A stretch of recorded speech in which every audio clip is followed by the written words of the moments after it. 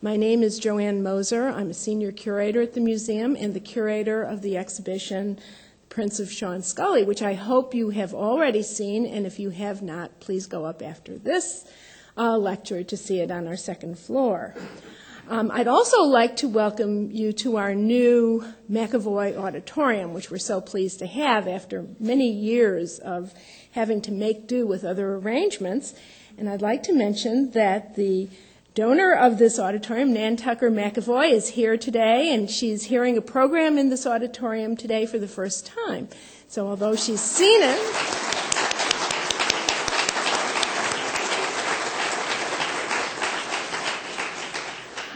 the exhibition upstairs is a mini retrospective of Sean Scully's prints, including some of his earliest prints, as well as work from 2006 and even 2007.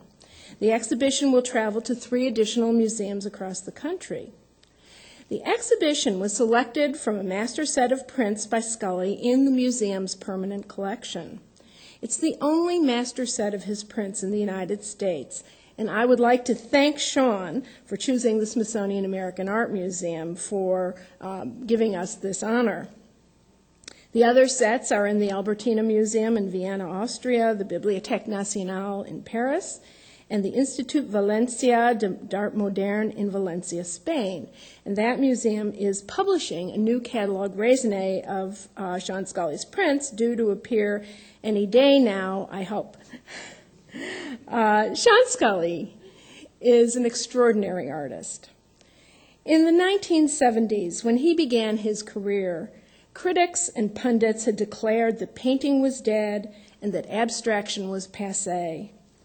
Not one to care about such declarations, Scully developed a distinctive vocabulary of abstract form and color relationships that almost single-handedly revived abstract painting in the 1980s.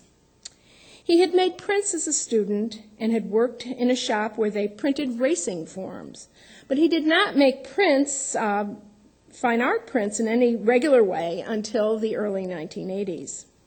But once he began to make prints, he has not stopped, and he has created a most extraordinary body of work. Scully was born in Dublin, Ireland in 1945, but was raised in London, where his family moved in 1949. He attended London's Central School of Art and the Croydon College of Art, and received a bachelor's degree from Newcastle University in Newcastle upon Tyne in 1972. That year, he traveled to the United States for the first time for a 1-year residency at the Carpenter Center for the Visual Arts at Harvard University. He moved to the United States in 1975 and settled in New York City. He taught at Princeton University and the Parsons School of Design and became an American citizen in 1984. He received a Guggenheim Fellowship and a fellowship from the National Endowment for the Arts, and has been twice nominated for the Turner Prize that is presented annually by the Tate Gallery in Britain. His paintings, prints, pastels, and photographs have been exhibited internationally, and his work is in the permanent collections of some of the leading museums in the U.S. and Europe and other continents as well, Australia, for example. Scully maintains studios in New York City, Barcelona, Spain, and outside Munich, Germany. Although he is an American citizen, many countries try to claim him as their own, and I think it would probably be most accurate to describe him as a global artist. I'd like to thank Sean Scully for flying in from Munich to be with us for the opening of his exhibition and for today's lecture. So I'd like to welcome Sean, and I'd like to tell you that he's planning to talk, and if he talks for a long time, then there won't be questions afterwards. If he doesn't talk for so long, he'll take some questions, but even if he doesn't take some questions, you might want to come up to him individually after the lecture. So welcome, Sean, and thank you very much for joining us today.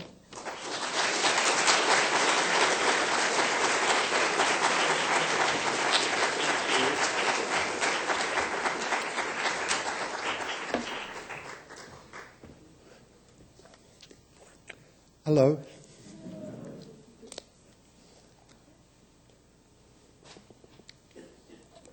Well, as usual, I haven't got the faintest idea what I'm going to say, but for sure it'll be something.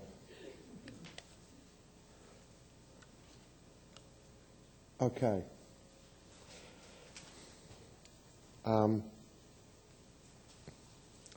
Yeah, on your left, SS82. That was made after a very long hiatus from printmaking, where I decided to get back into it, and I was at Princeton, teaching at Princeton, so I did the simplest little thing that I could do, and made a line print and used the studio there, and then that started it up again. But I should tell you that when I was a kid of 15, I was an apprenticed printmaker. And I recently actually had my blood tested, and my lead count was normal, which is extraordinary when I consider how much lead I handled and how much lead I ate at lunchtime on sandwiches, you know, where you'd eat the sandwich and you come to this corner, it'd be covered in lead, and you'd think, okay. And I mean, there are people that say okay, and there are people that don't say okay, and I'm a person that will say okay. So I'm shocked to know that I'm not lead man. Anyway, it gives me an insight into printmaking. It's very natural for me to make prints. I don't think about, you know, a certain type of look. So I will show you as we go through how the prints are conceived as prints. They're not conceived to look like paintings. So anyway, that was the first little print I made for a very long time. Quite a simple, innocent line drawing. And then print on the other side, which is called the Fall, is an aquatint and a hard ground etching that I made when I was teaching at Parsons. So I'm always good at using other people's facilities, and simultaneously people are using my facilities. So the top of it is covered with aquatint, which is like snow, falls down onto a metal plate, and then it's glued to the metal plate with heat. It's resin. It's like resin rain that falls down in a box, and you can etch it for as long, as short as you wish to, and this gives you your tone. And then the bottom is just drawn, willfully drawn. As you can see, it looks like rain, and then it's drawn the other way, somewhat influenced, I would say, by my love for Van Gogh. Next. Same thing on the other side. On the left here's Narcissus, and has a relationship with the painting Narcissus. And it's about this idea of reflection, to look into the reflected self, to see the self outside the self. So it's a very beautiful title, and you'll see that another title I use is Mirror, which has the same kind of sense about double self. And that's something, of course, to do with my own predicament. So the one on the left, Narcissus, is made with crayons on an aquatint. I mean, all these techniques are very complicated to explain, and it's rather mundane, so I won't go into it if you don't mind, you know, every time, because it will drive me nuts. But I give you some indications now and again. So this little area here is scratched out. You see it scratched out. And then I use a crayon for the bigger area, so it's soft against hard, and it gives the print its tension. And the one on the right, which is called Desire, was made very quickly, and that is made with soft ground. So I'd made a lot of these prints where I was scratching away, scratching into plates. It's a lot of hard work, and one day I tried soft ground. It's the only one I've ever done, and it came out beautifully. You can hardly see what you're doing. You have to push through a piece of paper. You see all the fingerprints, all the marks on it, especially in the bottom left corner. And you see how it also bleeds, and it's kind of pinky. One thing is influencing another, bleeding into it. And in the corner is something that's made with a different technique that's harder. Anyway, you can see it looks like some of the things I did in the 80s, if you know what I did in the 80s. So these are an entirely different matter. Here I'm working with a different printmaker. These are woodcuts, and these are made on Japanese paper. So woodcut is extremely physical. Woodcut is really low relief sculpture. It's almost like that wall. And on a smaller scale, but you carve into the wood, you carve into plywood, and you draw out your message, whatever that message is. In my case, it's obviously horizontals and verticals. And you can see the influence in these prints, I would say, again, of Van Gogh, with this insistent mark making, obsessive mark making that's quite aggressive. And it's subjected to the drying of the ink. You can't really formularize this, because what I was doing with these ones,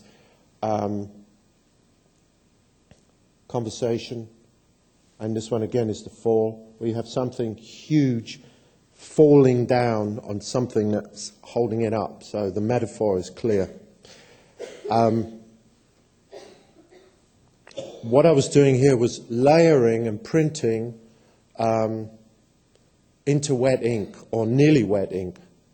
Driving the printmakers crazy, of course, because what they like to do is to print and then let it dry and then print the next thing. And I would only let it dry for 2 hours with one colour, 12 hours with another colour, and so they had to work pretty hard. And what you do, it's very interesting, what you do with this is you ink up the plate, and you take this very beautiful piece of paper that looks like a transparent wall from Japan, and you use a bamboo spoon, which is rather big, to rub it.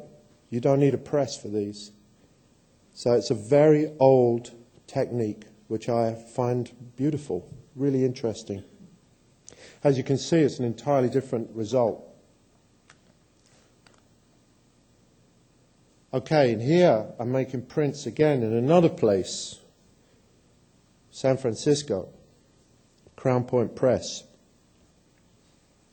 And in this case, I'm using what they call soap ground. So you mix up the stuff with soap, and it looks kind of like painting. I'm making also areas again with aquatint, and I'm always using aquatint because it mediates, it makes tonal differences very, very beautiful. And as you can see here, one on the left with the double insets is I think called Room, again making a relationship to architecture. It's saturated with colour, but the colour falls into the paper and it slowly burns. You get the sense that it's radiating out. And I made these, as I made the paintings from this period, with insets. So the idea with these is to make a conversation between various figures, figural elements, such as windows and doors, openings and closings, simultaneous viewpoints, all out of the same stuff, of course, all out of horizontal, vertical stripes, but cannibalized again and again and again. So I might say at this point that when I decided to continue make an abstraction when it was impossible to make abstraction, and even more impossible actually in the 70s to make paintings, I decided that I was going to not look for new shapes, new forms, which would be, let's say, the example of Frank Stella, following the modernist line, a belief in the discovery of forms. What I wanted to do was make a sensibility evolution with the material that I was using and allow that to change over a lifetime. So instead of changing the form, I wanted to change over time what the form meant, how it registered. So this is against formalism. So I was doing two things at once. Using a kind of formalism, well, all artists are formal. If they weren't, you wouldn't have an image in a sense. But at the same time, allowing it to become humanized with the subtext or the undercurrent of a human life lived, a human story. And this takes a very long time to work out, of course, because you can't see it until the human story has moved along quite a long way, till the journey is somewhat done. However, I consider myself to be mid-career.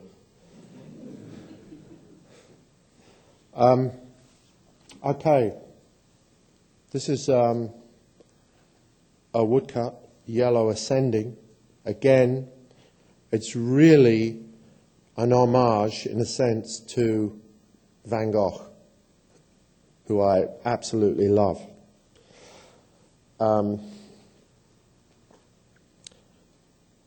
You know, my students, I used to tell them sometimes, you know, paint like Van Gogh or paint like Rocky Marciano. Rocky Marciano never took a step back, like Van Gogh. So it's a relentless hammering, picking away at the surface, always going into the work, filling up the space, pounding out the space, not leaving negative spaces, making the rhythm inhabit the work. So that's what I'm doing there with this strange stabbing motion. So that's a woodcut, again, printed on a huge press, again with a different printer, this time Garner Tullis, who has moved to Italy, defeated by New York, as many of us are. On the other side is another woodcut made at more or less the same time. And these are made with oil paint on very thick handmade paper. And this is an entirely different kind of print to the Japanese woodcut prints that I was showing you before. And you can see these are more aggressive. And the colors are fuller, brighter.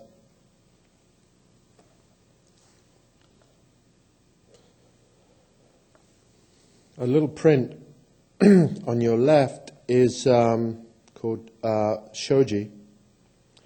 And no, it's not. It must be Narcissus. So that is a dry print made by a Japanese printer. So he makes the print, cuts the plate, inks it up, it won't let you touch it. And it was okay, but not really the greatest. And the poor guy had to keep coming backwards and forwards, I kept making him do it again and again and again. It was interesting exercise in who could stand it longer. And it's a tiny print, beautiful little print on Japanese paper. Print on the right is called Passage. Again, was made with Ghana Tallis, and you can see how vivid the colours are. And this is made with oil paint again. This is not. This is made with a kind of a gouache. You see how delicate the colour here is. And of course, what you're getting is a total distortion of space and proportion, because this is a tiny print, this is a very big one. But now you know. So you have to conceptualize the way you look at it. And in the one called Passage, I use something that I don't use that much, which is a diagonal. Now, I've used diagonals quite a lot, but not nearly as much as the horizontal and the vertical. And the diagonal is sort of everything in between. And what I'm more interested in doing is capturing everything in between by not showing it, but implying it. In between the extremes of the horizontal and the vertical, there is everything. Everything is in between that on planet Earth, not in the space that we sit in, of course. But the architecture of our thinking tends to be a question of columns and horizon lines, or upright figures and landscape. And I have built my work basically out of those two elements, as of course did Mondrian, but my work is considerably more open, I would say. So here we are in the 80s still. There's a little print called Shoji on the right. And that comes from a period where I was very interested in these checkerboards. And so they were like floors, almost like floors with windows. So everything is upended in the final result. So you're looking at something that seems to be like a wall, or it could be a floor, but everything is distorted because everything's happening at once, like it is in a Van Gogh painting where all negative space is hammered out and everything is something.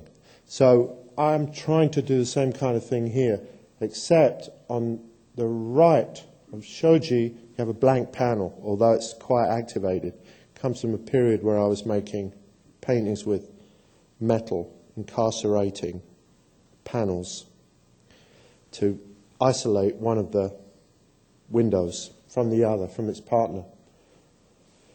Here is, on the left, is aquatint, entirely different medium, of an image called Durango. It comes from a painting that is now in Germany, in the museum in Düsseldorf, which was named after a state in Mexico, which was quite tough. The print, though, is rather delicate, but it has in it these two nearly colours, moving towards night, but not quite, moving towards light, but not quite, connected to sand, connected to night sky, and in a kind of a grid, as I often do. And you will see that there's a certain kind of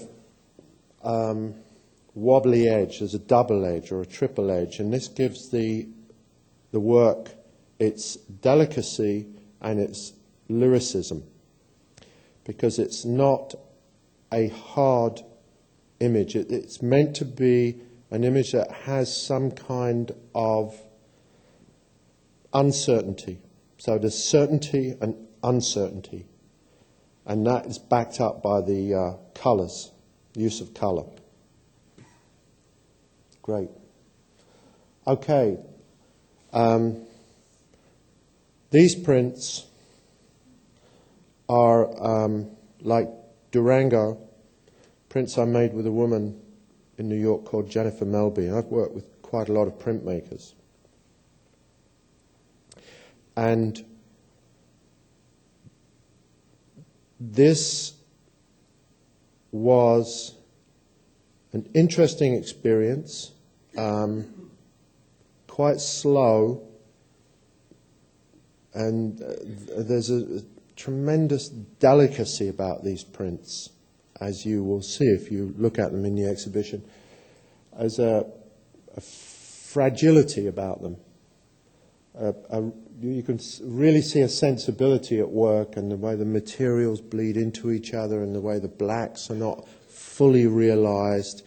And I think that the relationship that I had with her was assisting this sense of uncertainty, this tentative quality. The print on the left, which is called, that one's called Tetuan on the right, print on the left is called Bridge, and you'll see that the colors are lit up from inside. And the way that the aquatint is used and the kind of aquatint that you use influences the light in the print enormously. So if the aquatint is very fine, this rain that I mentioned before, the resin that comes down is extremely fine, then the light that comes off of the surface will reflect that. It will be delicate, as these are. And the other interesting thing for me, anyway, about these is that they're not worked out to the edge of the plate. That makes quite a difference because, like letterpress, old-time letterpress, the image is pressed into the paper when the paper is wet. So the paper must be made wet and rubbed a little so it's very damp, and then it's printed all at once. All the colors are printed all at once. So you get a sort of kind of stripping off as you go. And the plate edge is outside of the image. So the image is very unsure on its borders. But others I've made are stamped into the paper. And that brings us to Heart of Darkness. And these were made with a friend of mine, Mohammed Khalil, who was the person that I made the earlier prints with at Parsons. And what I tried to do here was to capture the brute quality of the story Heart of Darkness, which is about, obviously, the interior, African interior, and a psychological crisis that occurs there. So what I did with this book that I made, Heart of Darkness, was to make four full sheets where the image bled off, and then images that were stamped into the page. So the small ones are the ones that are stamped into the page, and the big ones are the ones that bleed right off and occupy the whole page in the book.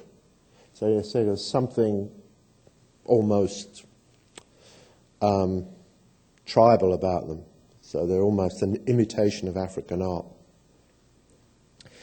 And the small image next to the big one is like a Durango kind of image that's much more delicate and complex. So it goes very much into itself.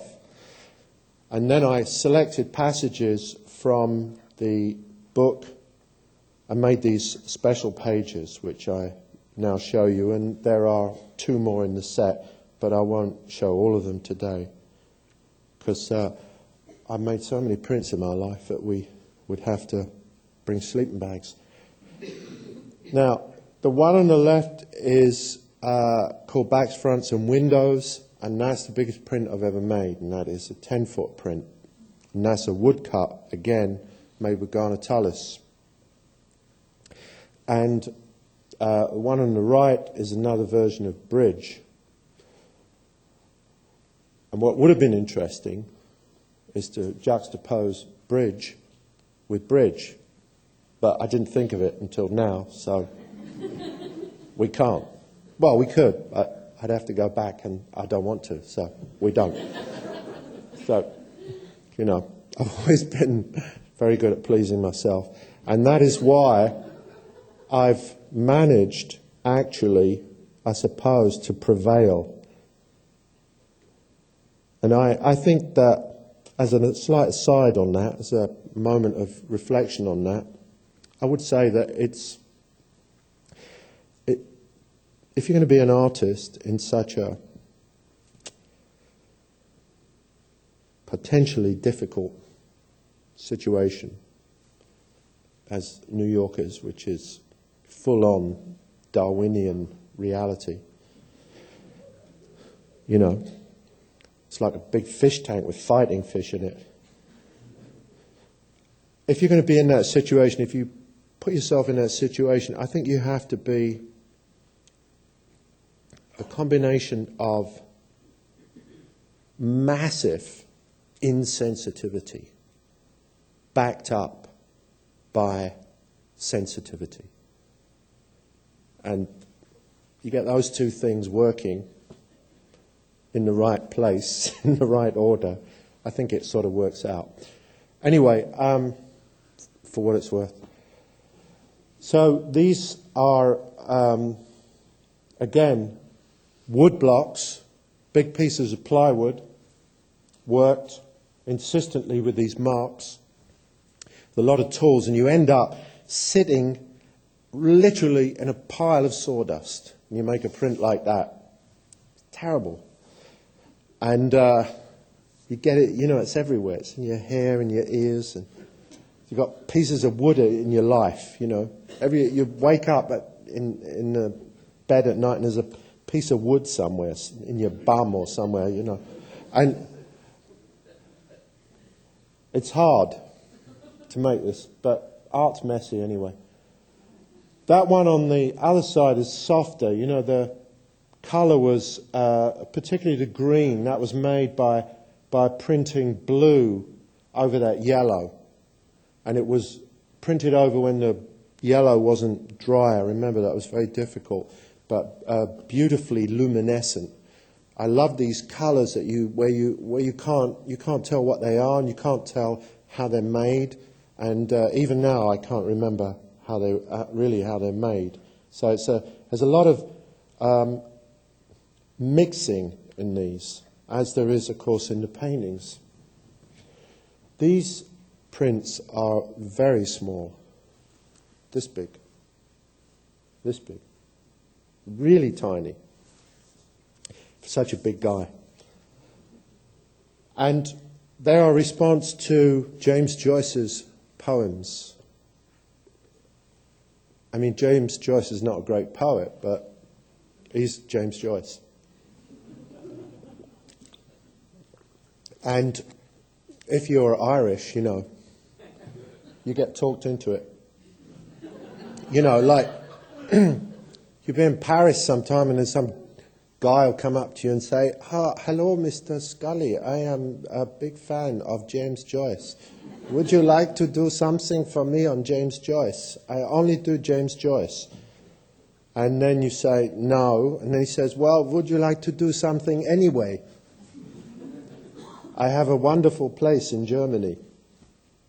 So I did these for a guy in Munich who talked me into it one night over 3 or 4 bottles of wine.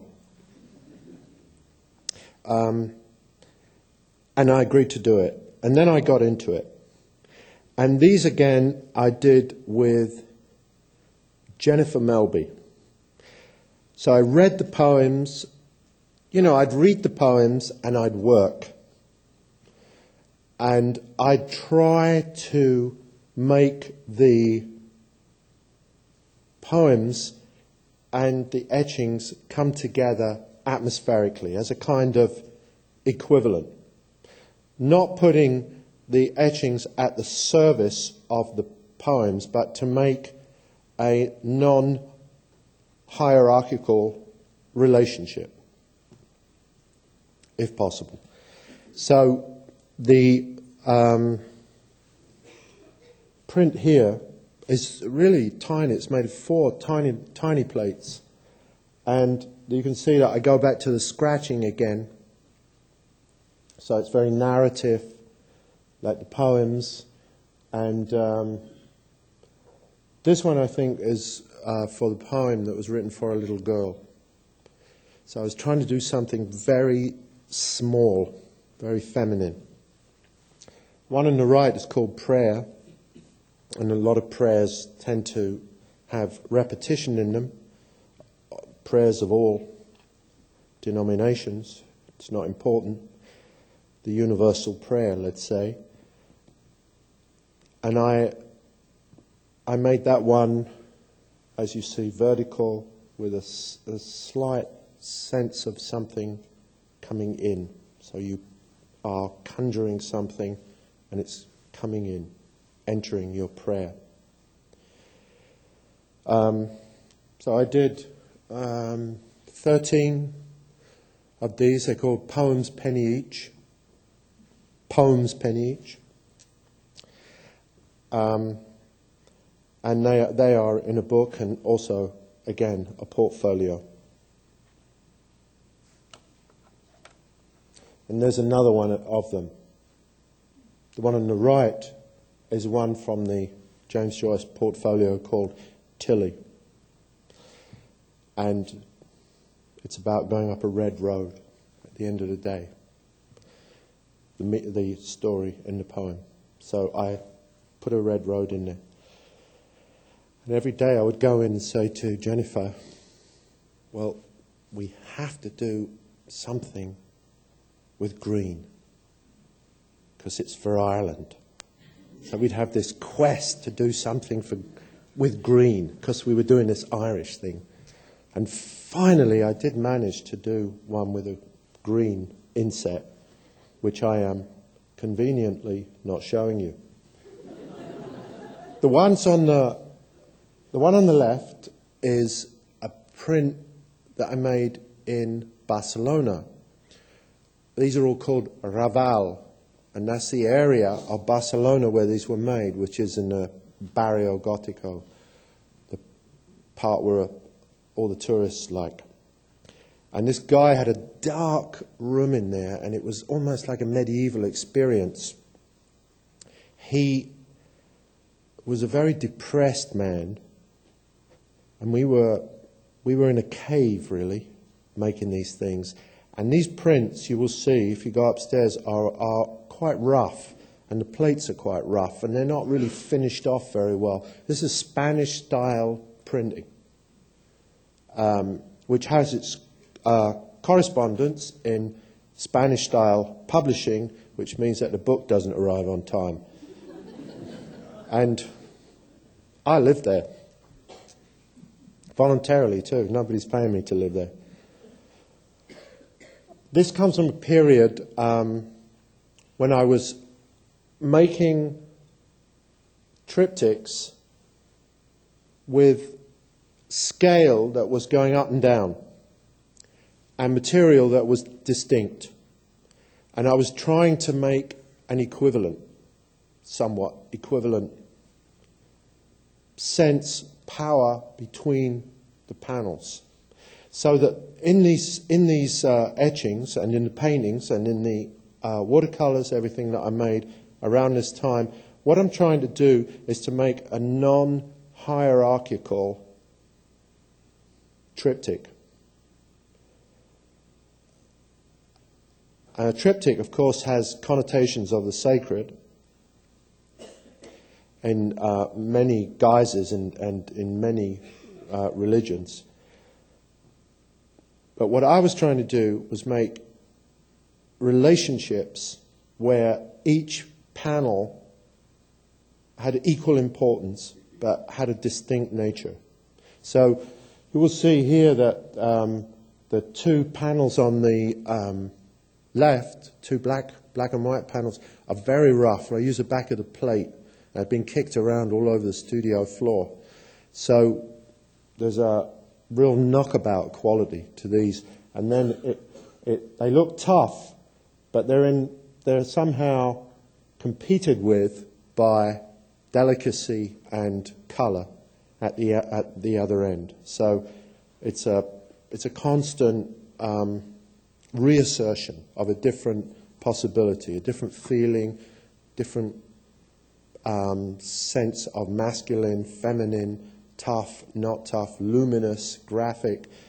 And these are the personalities that are in this arena of getting along or not. This on the left is Mirror, Munich Mirror. It's called Munich Mirror because I made it in Munich. And the mirror for me is a very important image and is a very important metaphor. The way that two sides, two possibilities hug each other, are divided down the center. So when you look at the image, what you're actually looking at is the dividing line. You're looking at the unifying line between the two sides. So you're constantly pulling them together and responding one to the other, one to the other. And again, it goes back to this notion of the reflected self, the questioning self, the sense of certainty and uncertainty, and the beautiful open possibility of that, the endlessly open possibility of not finalizing, leaving something that can breathe, and I mean in terms of its meaning. I don't mean in terms of its breathing space. So these are quite austere. There's a group of 7 of them. They make one work. And you see that on the left side, there's spit bite. Now I'm going to have to say something about spit bite. You've trapped me into it. Spit bite is made by spitting onto a plate. There's something in the human saliva that degreases the plate. And that's why it's called spit bite. So if you're making a really big one, you get ready. Because you get kind of exhausted, out spittled. And when you've spit all over the plate, then you wipe it, and then it is ready for you to paint with acid. And this is really a fantastic thing. I actually had a couple of early ones where I used spit bite, but I forgot to mention it. And you can see spit bite on both sides. And you get this wonderfully out of focus band. What you have to do is you spit bite on aquatint. Again, it goes back to aquatint. You're spitting onto the aquatint, and then you are painting with acid. Then you leave it, wipe it off, then you paint again, you leave it, wipe it off, and you do that 5 or 6 times, and you get this wonderful edge that you don't know where it is. And it's exactly like the horizon line at the end of the day. And this is a beautiful time of the day when you sit, and we've all done this, and we look out, and then we look at the dying of the day and think about what we've done. And I always find it's a moment of great peace. So I'm making the soft edges against the cut edges. So there's a sculptural quality about these. I'm literally putting the two together. They're not on one plate, they're on two plates. So they are like little sculptures. When you're in the studio and you're moving all these plates around, it's very beautiful. I mean, they look fantastic as little things on their own. So that's a mirror. The one on the right is, I forgot, a print by me. There you have it. So, moving on. What we need is an expert on Sean Scully up here instead of me. These are all coming from the Wall of Light series, which I showed recently in America.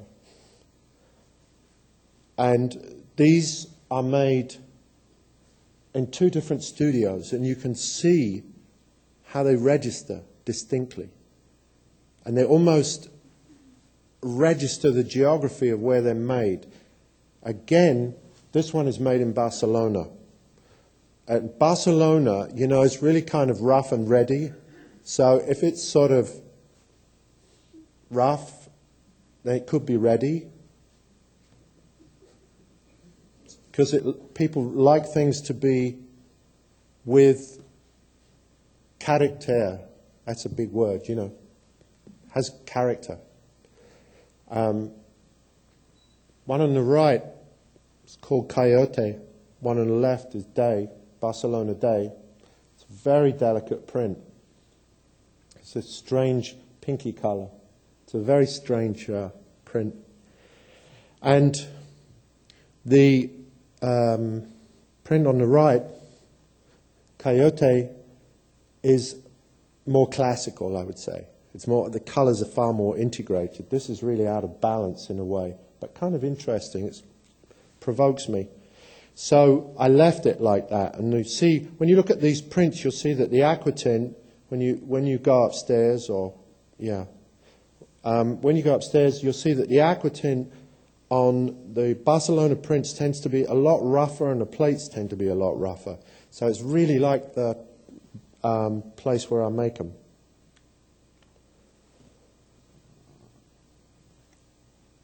And that print on the right is again called Day, I believe. And that was made in New York with, I must say his name now, Greg Burnett. Fantastic guy from Australia. And he's so enthusiastic. He calls me up, does loads of proofing. Proofing is very important with printing, because if you put the colors down a different order, you get an entirely different result. So Greg calls me up and says, "Hello, Sean, I've got some fantastic images for you." So I say, "Okay, Greg, I'm coming down." And he says, "Great, I can't wait to show them to you." I get down there and I say, "Well, Greg, they're all shit." And you can do that with Greg. You could never do that with Jennifer Melby. So with Greg you can do that, and he'll say, "Well, do you like anything? Let's take that part and build on it and start proofing again." And that's how we work, with a lot of proofing. And the colors have to be put down exactly the right way. For example, if you want the brown in between the very, very dark grey, black in the top right corner, that has to be printed in the right order for that tension between the layering of the colour, the stripping off of the colour, and the light emanating out of the paper. This has to be done exactly right. It's very sensitive. And the paper quality, the staining of the paper, where the ink has really just been wiped, affects the print hugely. This is another aspect of it. So you're putting, in parts, you're putting acid on and then wiping it off. And if you wipe it across the plate, it influences it. And my work is highly nuanced for such a emphatically structured style. That's the contradiction in it. The one on the left is an etching, well, it's an aquatint again, a group of prints that I made as a dedication to Garcia Lorca, who's a very sensually romantic Spanish poet, very great poet, and I absolutely love his poems. And I decided that I would make some prints for 10 poems by Garcia Lorca. And again, I did the same thing. I just picked out the ones that I liked, and I worked. Not that I'm making the print to fit the poem. I don't do that. I work and I read, and there's an atmospheric coming together that happens. And I made 5 of the checkerboard ones and 5 of the wall of light ones. Let's see if we can get it lined up. Yeah, okay, so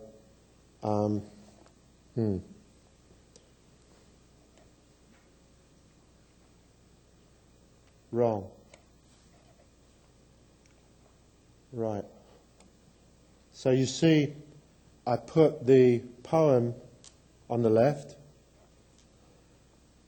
in Spanish and English, and the image on the right. So it goes from that to that, from the broken grid to the more regular one, and then again, all the way through. So they're meant to be looked at in a line as a kind of accompaniment to these poems that I've chosen, that I'm very fond of. And these prints, I tend to be rather saturated in colour. They're very moody, romantic, like the poems. So there is some influence going on, and you can see that the earlier prints that I made in relation to James Joyce are far more linear.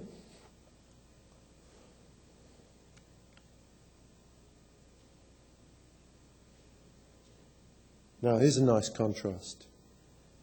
The print on the left is a lithography. And I made it with a litho crayon by simply drawing. It took no time at all.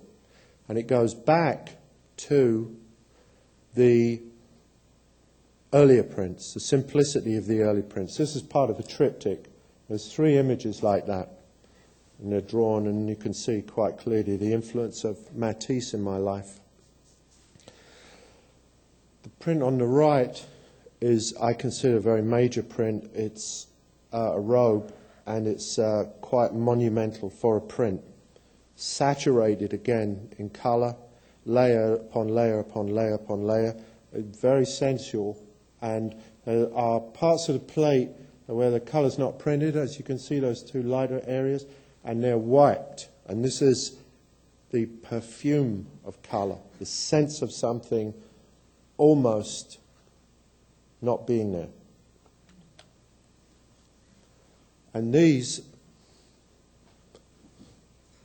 are pretty ugly.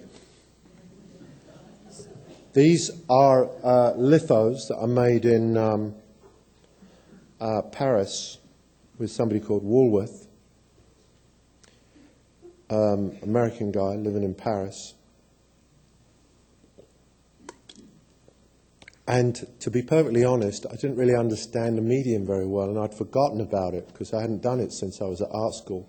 And I kept forgetting to clean the brushes. So one time I'd use oil-based ink, and then I'd use a water-based ink with the same brush, and then I got kind of a big mess. But they're quite interesting in the body of work because they rough it up. It's very important to keep it unsophisticated at times, to be innocent, to be out of your depth with the materials, not to be so masterful. And there is something masterful in the aquatints, there's no question about that. I mean, they are at times sublime, but these look like they're cave paintings, and the roughness of them is what I find so attractive. And you can see there are all these strange things going on where the alchemy of the materials are not really getting along that well, and it's making something quite interesting.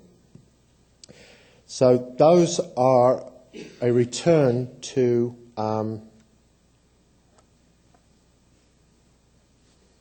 lithography. Now, I have come to the end of my journey for today. This is a pastel. I thought I'd end up with a pastel. And the one on the right is an aquatint. It's one of my favorites, Wall of Light Yellow. The one on the right is made with, again, Greg Burnett in Tribeca, New York. It's extremely lit and finely balanced. I didn't talk about my drawings today. I'm very committed to watercolor and drawing, pastel, but since I talk so much, I didn't think you could stand it, so I left them out. And when you've been working for a long time, you know, it's really hard to get to the bottom of it. Anyway, this is a pastel. Pastel is made by layering, rubbing. I rub with my hands. Again, it's a filthy business. And then I spray, and I put more pastel on, and I rub it in, and spray, leave the room, come back, and so on. And the pastel, in a sense, is perhaps one of the most metaphysical mediums that I use, or the way that I use it is most metaphysical. Because again of these blurred edges, and I'll have to talk longer now because just arrived. No, you're only going to get 5 minutes. It's been bringing me breakfast this week, so. Anyway, so the other thing, of course, that pastel relates to very strongly is this spit bite. So again, it's this blurred edge. What you have here are two of the most metaphysical manifestations of my work, the least linear. And it's because of this out of focus line. You don't know where something is. So it provokes, hopefully, a kind of romantic, emotional fall, little fall. Like, as I said before, you know, the lost horizon line. Things that you can't quite see. It gives you some sort of freedom. It comes from the same area as the others where I'm banging these things together. But of course, with a pastel, the relationships become quite soft. 4 o'clock.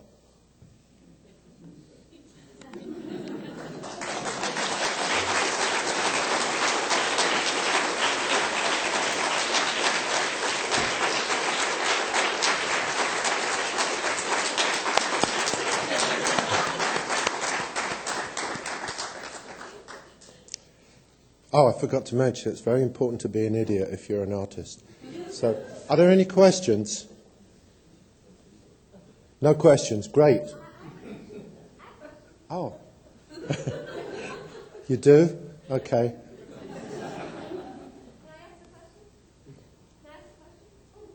Yeah, it's America. Your work is extraordinary. Sadly, I saw it for the first time at the Phillips and not before then, and have been fascinated by you since that show, Law of Life. You mentioned Lorca, Joyce, Conrad, and I was struck immediately by the relationship of literature or reading to your work. But there are other, the question has two parts. One, are there other writers you haven't mentioned? And also, can you just talk a little bit more about the relationship of reading and the way the work happens? Answer either question would make me divinely happy. Well,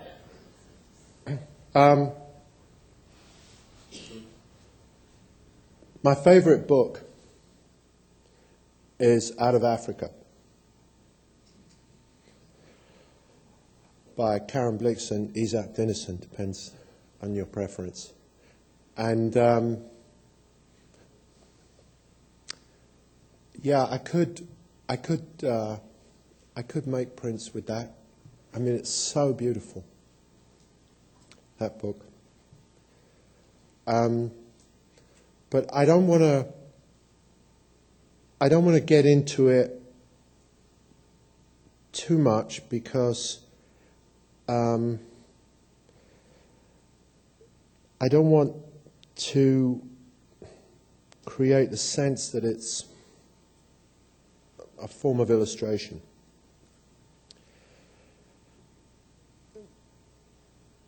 And I tend to read to accompany myself. I mean, like all of us, at the moment I'm not reading that much because I'm reading The Old Man and the Sea by Ernest Hemingway, but in Spanish. So, you know, I speak Spanish okay, but when you read in another language that's not your language, it's quite heavy. So I picked something that I thought would be, you know, emphatic, because Ernest Hemingway is flat-footed, fantastic writer.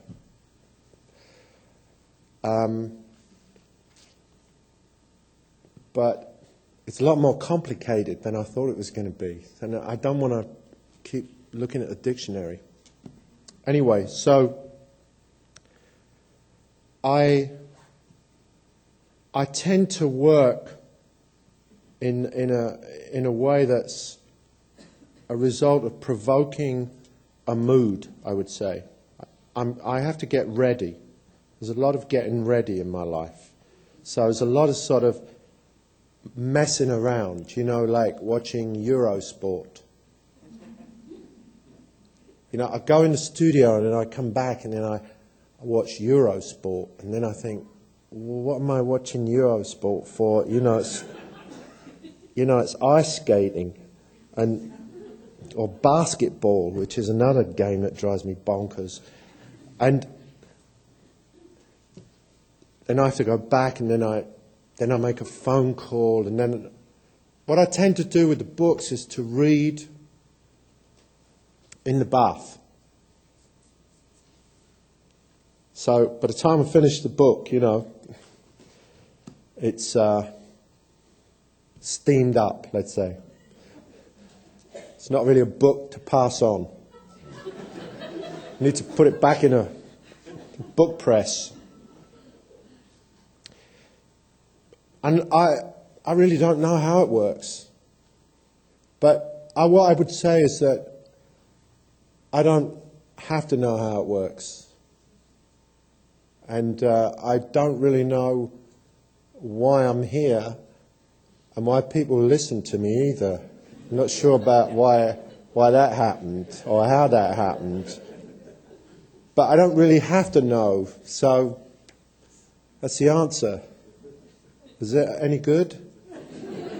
No, there's a lady over here in green that would like to ask a question. I find your works in both canvas and paper to be very three-dimensional, and you talked about evolving within the form rather than changing forms, but then you talked about the low relief of the woodcut. Cubed. And it's made out of real rough stuff. And it's really, in a sense, the opposite of sculpture. Because sculpture is, as far as I understand it, has something to do with the articulation of things in space, even if it's, let's say, conceptual sculpture that tells stories. And this sculpture seems to be the destruction of space. It's everything put into one place at one time. And I'll never forget seeing this piece of graffiti once when I was a student up in somewhere where I was a student. And I was sitting in the toilet, and right in front of me was written, "Time was invented to stop everything happening at once." And what I've tried to do in this sculpture is to make everything happen at once and to squash out space. So the answer is yes. Huh? It's big. And it's in a vineyard that's got a sculpture garden with all the usual suspects, which would include Louise Bourgeois, of course. So that's where it's going to be, on a very beautiful piece of land that's Lacoste vineyard. It used to be owned by Marquis de Sade, down in Aix-en-Provence. You know, I hang out in Europe a lot, so I get to do all these nice things in Europe. But to be perfectly honest, the only thing I could compare it with when I looked at it, because it looks quite mad, is Finnegan's Wake and Jackson Pollock.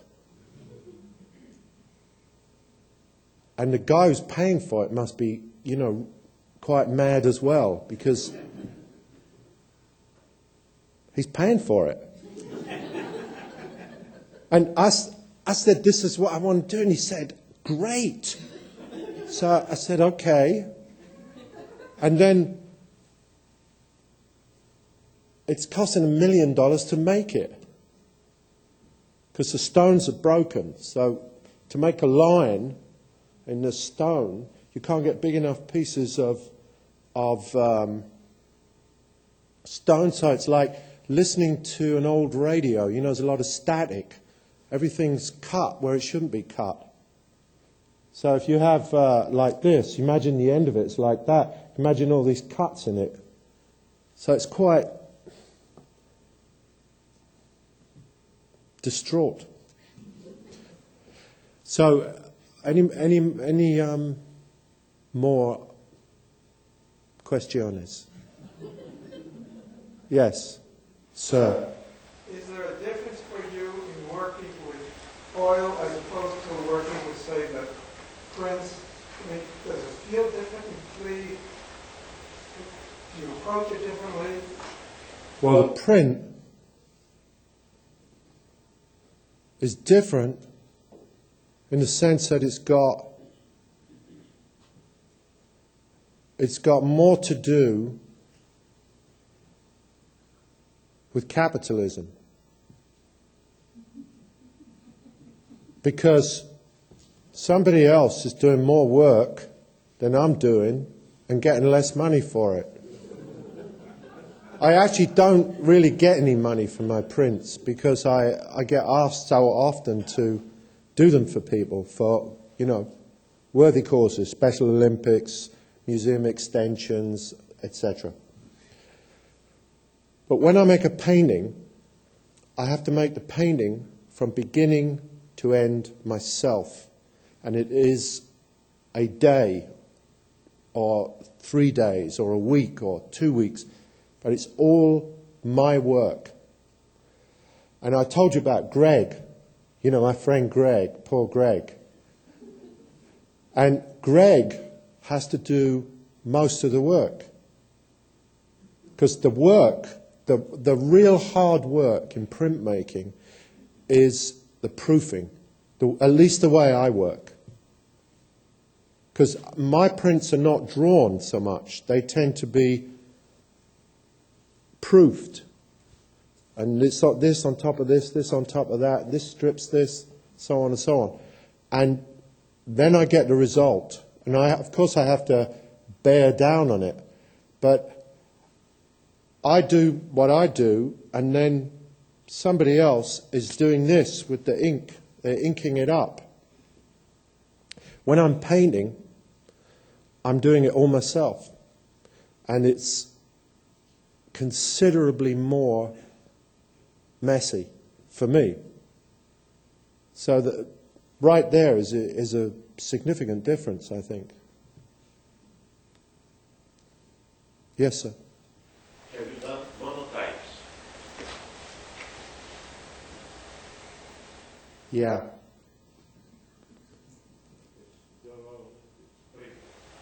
Yeah, the thing about monotypes is that they fall into this strange area between a print and a painting that has been put into a press and then transferred. Because, you know, printing, to state the obvious, is simply a transferring of information from one surface to another. But in the case of a monotype, mono being one,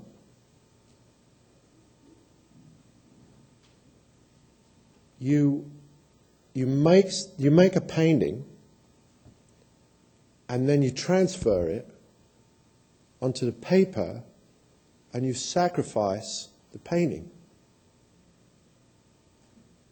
And it's not repeatable. So I have an ambivalent relationship with it. I've made monotypes, a lot of monotypes with this person called Garner Tullis. But I haven't made them for a long time because of this issue. And I'm not sure what they are. So, anybody else? Yeah, sir. Well, you mentioned relentlessness in your working method, and I wondered if you carry that even into spaces when you're stuck. I mean, how do you move beyond stuckness?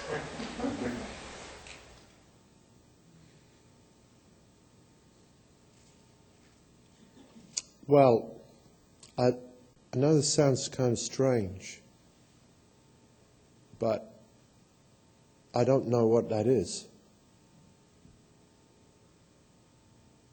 I've never been stuck. I've never experienced it.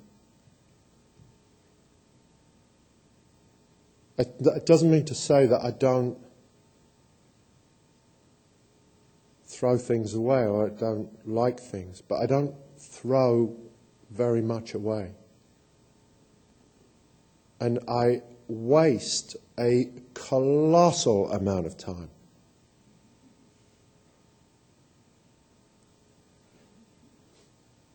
So if I would compare myself with an animal, I would say I was like a bear. You know, I'm very slow until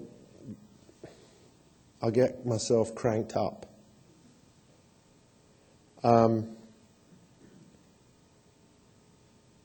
But I don't try to solve problems in my paintings. I just sort of think about what I'm going to do, and then I change my mind, and then I do it when I'm ready to do it. And then when I've done it, it's done. See, I'm so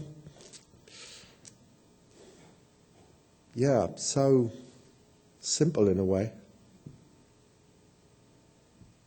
You know, I'm not that much in my, I'm not that much in my head, really, because I think about other things. I actually don't think about painting that much. I just do it. When I'm going to do it, I do it. You know? And I don't... Yeah, I mean, it's an interesting question. But I don't have much of an experience with it.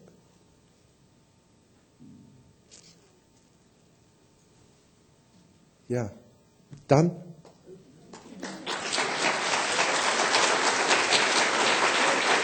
Thank you.